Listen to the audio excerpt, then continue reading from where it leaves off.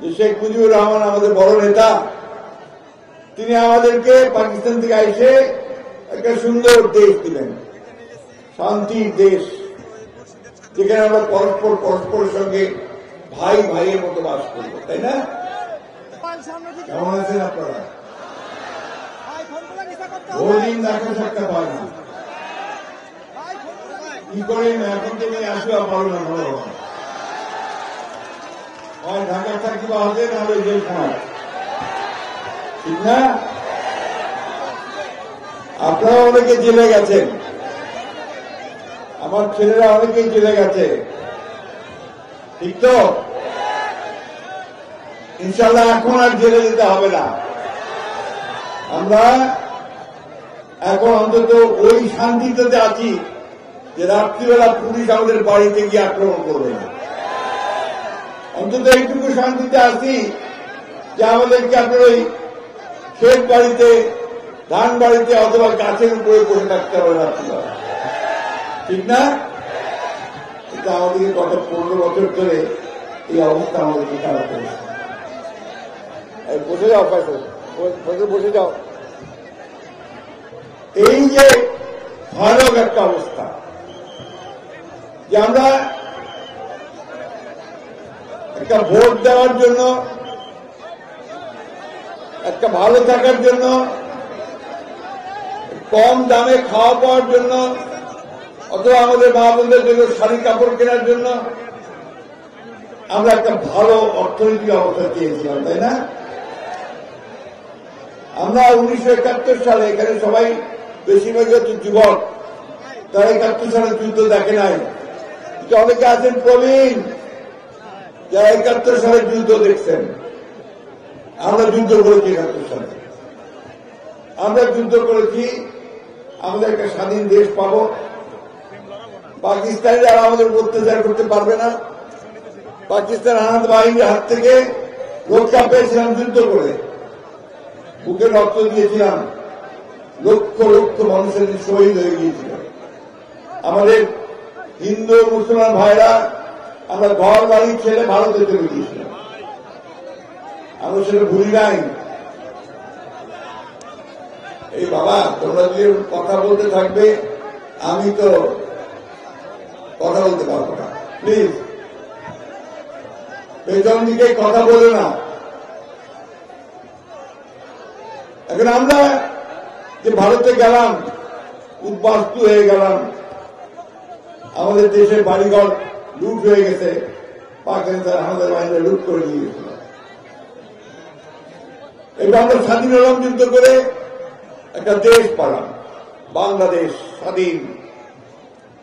আমাদের মনে আশা ছিল, ভরসা ছিল যে শেখ মুজিবুর রহমান আমাদের বড় নেতা, তিনি আমাদেরকে পাকিস্তান থেকে এসে একটা সুন্দর দেশ দিলেন, শান্তির দেশ, যেখানে আমরা পরস্পরের সঙ্গে ভাই ভাইয়ের মতো বাস করবো, তাই না?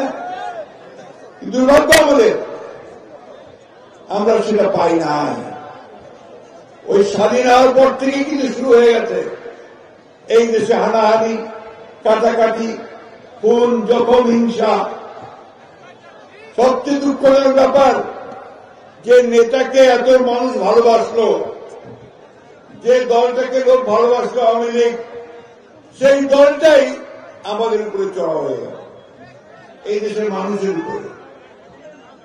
আপনাদের অনেকের মনে থাকার কথা, তখন একটা দল ছিল, এই বাংলা ঠাকুরটা তো তৈরি হয়েছিল, জাসদ, রব সাহেবের জাসদ। এই দলটা আওয়ামী লীগ থেকে বাইরে আসছিল এই জন্য যে তারা মনে করছিল ওই সময় যেটা হচ্ছিল যে আওয়ামী লীগ ঠিকভাবে দেশ চালাতে পারতেছে না, দুর্নীতি করতেছে, চুরি করতেছে, মানুষকে খুন করতেছে, জখম করতেছে, গুম করে দিচ্ছে। সুতরাং তারা তখন বের হয়ে আসছে। সেই জাসদকে তারা হত্যা করেছে প্রায় 30,000 মানুষকে ওই সময়, স্বাধীনতার পরে পরে। বাম রাজনীতি যারা করছে, এই তোমরা একটু চুপচাপ বসবা প্লিজ। আমরা সেই বাংলাদেশটা পাই নাই যে আমরা চেয়েছিলাম আমরা 1971 সালে যুদ্ধ করতে। তো সেই সময় যুদ্ধের যে ঘোষণা তিনি দিয়েছিলেন, আপনাদের মনে থাকার কথা, পুরানো লোক যারা আছেন, সেই ঘোষণা কিন্তু রাজনৈতিক দল দেয় নাই, রাজনৈতিক ব্যক্তিও দেয় নাই। ঘোষণা দিয়েছিলেন শহীদ প্রেসিডেন্ট জিয়াউর রহমান। এই জন্য আমরা বলি যে স্বাধীনতার ঘোষক জিয়াউর রহমান ঘোষণা দিয়েছিলেন। সেই জিয়াউর রহমান যখন দায়িত্ব নিলেন, সেই জিয়াউর রহমান দায়িত্ব নেওয়ার পরে তিনি দেশে ওই বড় দুটো গণতন্ত্র ফিরে নিয়ে আসছিলেন। তার আগে সেগুলি কিন্তু সব রাজনৈতিক দলকে বন্ধ করে দিল, নিষিদ্ধ। মাত্র একটা দল থাকবে, বাদশাহ। এই আমার সামনে এত সাংবাদিক ভাইরা আছেন, তো সমস্ত সংবাদপত্র বন্ধ করে দিয়েছে। তখন সমস্ত সংবাদপত্র বন্ধ করে মানুষের কথা বলার যে স্বাধীনতা, সেই স্বাধীনতাকে তারা নষ্ট করে দিয়েছে। বন্ধুগণ,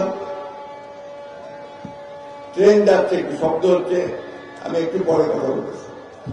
অনেকদিন পরে ট্রেনের শব্দ শুনলাম। আপনারা শোনেন মাঝে মাঝে নাকি? এই এলাকার লোক ট্রেন যায় না, গুড়িয়া যায়, তারপরে আপনার পঞ্চগড় যায়, তাই না? আমরাও চাচ্ছি এখানে আরো ট্রেন চলুক, এই এলাকার মানুষ আরো ভালোভাবে যাতায়াত করার সুযোগ পাক, এটা আমরা চাই, তাই না? বন্ধুগণ, সেই স্বাধীনতা যখন পেলাম, সেটাও আপনার 1981 সালে এরশাদ সাহেব এটাকে জোর করে ক্ষমতা নিয়ে নিলেন, নিয়ে আবারও আমাদের উপর অত্যাচার নিতে শুরু করলেন। আমি কথাগুলো বলছি কারণ হচ্ছে কি, আমাদের একটু ইতিহাসটা জানা দরকার, অতীতটা জানা দরকার। রাতারাতি কিছু হয়ে যায় নাই, দীর্ঘকাল, দীর্ঘ বছর ধরে আমরা এখানে লড়াই করেছি, সংগ্রাম করেছি। 50 বছর ধরে আমরা এই দেশে একটা গণতান্ত্রিক দেশ, শান্তির দেশ, ভালোবাসার দেশ, উন্নয়নের দেশ করার জন্য আমরা সংগ্রাম করেছি।